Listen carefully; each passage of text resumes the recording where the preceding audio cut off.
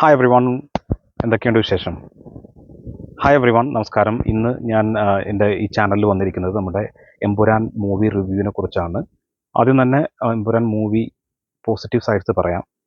Empuraan movie making എന്ന് പറയുന്നത് international ലെവലാണ്. മലയാള സിനിമ ഇന്നേ വരെ കണ്ടിട്ടില്ലാത്തൊരു ഫ്രെയിം, ഒരു സ്റ്റൈൽ, അതുപോലെ തന്നെ എക്യുപ്മെൻറ്റ്സ്, വെഹിക്കിൾസ്, വാഹനങ്ങളും, ഹെലികോപ്റ്റേഴ്സ്, വിഷ്വൽസ് ഒരു രക്ഷയില്ല. വൈഡ് സ്ക്രീനിൽ നമ്മൾ അതിമനോഹരമായിട്ട് കാണാൻ പറ്റുന്ന ഒരു എക്സലൻറ്റ് മൂവി എന്ന് വേണമെങ്കിൽ പറയാം. നമുക്ക് തീർച്ചയായിട്ടും പറയാൻ പറ്റുന്നതാണ്. പൃഥ്വിരാജിൻ്റെ ഡിറക്ഷൻ ഒരു രക്ഷയുമില്ല. മോഹൻലാലിൻ്റെ ഒരു 1-2 തവണ 3 തവണത്തെ എൻട്രി കിഡിലൻ രോമാഞ്ചിഫിക്കേഷൻ തരുന്ന കിഡിലൻ എൻട്രി സിനിമയിലുണ്ട്. അതുപോലെ തന്നെ കഥാപാത്രങ്ങളായിട്ടുള്ള എല്ലാവരും നന്നായിട്ട് പെർഫോം ചെയ്തു. ഒരു സെക്കൻഡിൽ വന്ന് അഭിനയിച്ച് പോകുന്ന ആളുകൾ വരെ വളരെ നന്നായിട്ട്, കാസ്റ്റിങ്ങിൻ്റെ കാര്യത്തിൽ പൃഥ്വിരാജ് വളരെ പക്കയായിരുന്നു. എല്ലാവരും അടിപൊളിയായിട്ട് അഭിനയിച്ചിട്ടുണ്ട്. എടുത്തു പറയേണ്ട പെർഫോമൻസ്, എനിക്ക് തോന്നുന്നു ഈ അടുത്ത കാലത്തായിട്ട് ഞാൻ കണ്ടതിൽ ഏറ്റവും മികച്ച പെർഫോമൻസ് മഞ്ജു വാര്യരുടെ പെർഫോമൻസ് ആണ്. പിന്നെ അതുപോലെ തന്നെ പൃഥ്വിരാജ് സാറിൻ്റെ എൻട്രി ഒരു രക്ഷയുമില്ല, കിഡിലൻ ആയിട്ടുള്ള എൻട്രി ആയിരുന്നു.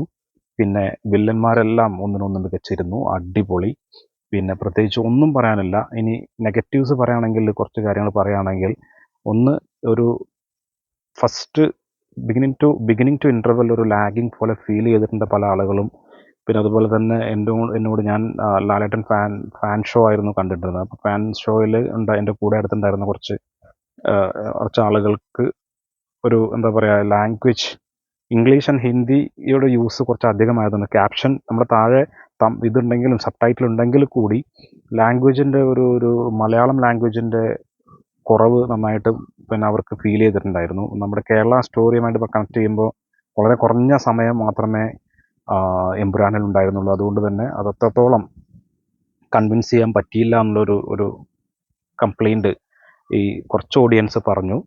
അല്ലാത്ത പക്ഷം ഈ ഒരു മൂവി അത് ഇൻ്റർനാഷണൽ മൂവി ആയതുകൊണ്ട് തന്നെ ലാംഗ്വേജ് നല്ല ഇൻ്റർനാഷണൽ ക്യാരക്ടേഴ്സുമാണ്. ആ ഒരു ലാംഗ്വേജിൻ്റെ ഒരു ചെറിയൊരു ഇഷ്യൂ പറഞ്ഞു എന്നല്ലാതെ വേറെ ഒരു രക്ഷയില്ല. മോഹൻലാലിന് ഇങ്ങനെയല്ലാതെ നമുക്ക് ഏത് രൂപത്തിൽ ഇനി മോഹൻലാലിന് ഒരു റേഞ്ചിലേക്ക്, ഈ റേഞ്ച് അല്ലാതെ വേറെ ഏത് റേഞ്ചിലേക്ക് കാണിക്കാൻ പറ്റും നമുക്കറിയില്ല.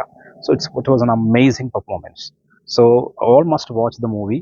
If you are first time on this channel, നിങ്ങൾ ആദ്യമായിട്ട് എൻ്റെ ചാനൽ കാണുന്നെങ്കിൽ don't forget to subscribe and keep supporting.